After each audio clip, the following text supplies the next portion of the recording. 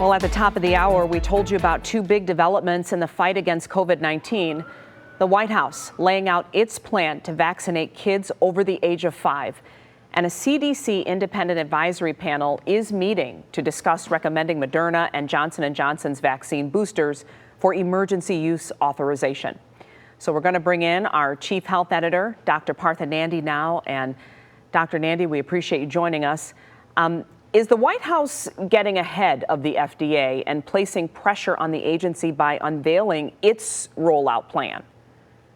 So, Linda, I can understand that people may think that the White House is placing undue pressure on the FDA, but I can tell you that this is not true. Distribution is a completely separate process, and being prepared means that the vaccines are ready to go if emergency use is granted. Now, not only am I a physician, but also a parent.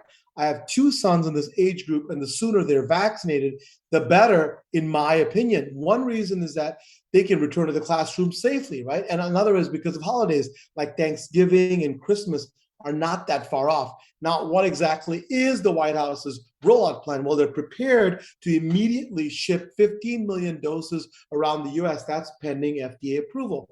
Shipments are going to clinics, doctors' offices, and pharmacies, Glenda. So far, 25,000 pediatric and primary care providers have already signed up. And while there may be vaccine clinics in schools, there really is no mass vaccination sites that are planned. And what I really like about this plan is this, that the White House is preparing materials for parents that will give science-based information, not just hearsay stuff, but science-based information about the COVID-19 vaccine.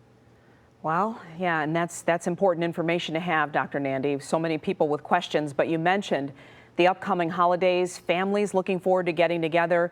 Even those who are double vaccinated need to be careful. We're hearing that people as young as 40 may need a booster. What can you tell us about that?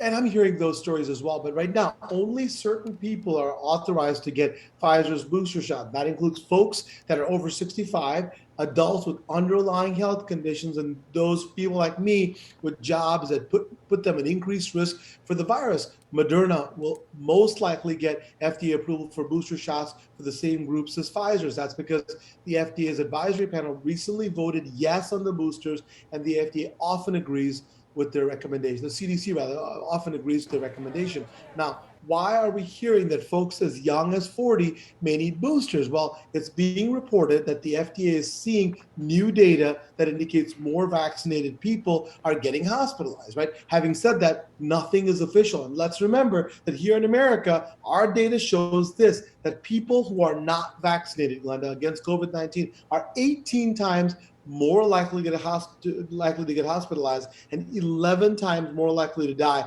when compared against those who are vaccinated. So if you're not vaccinated, it's really important to look at the data and get vaccinated. But we'll give more information about what other folks can get the booster shot. All right, Dr. Nandi, thank you for joining us. My pleasure. Take care.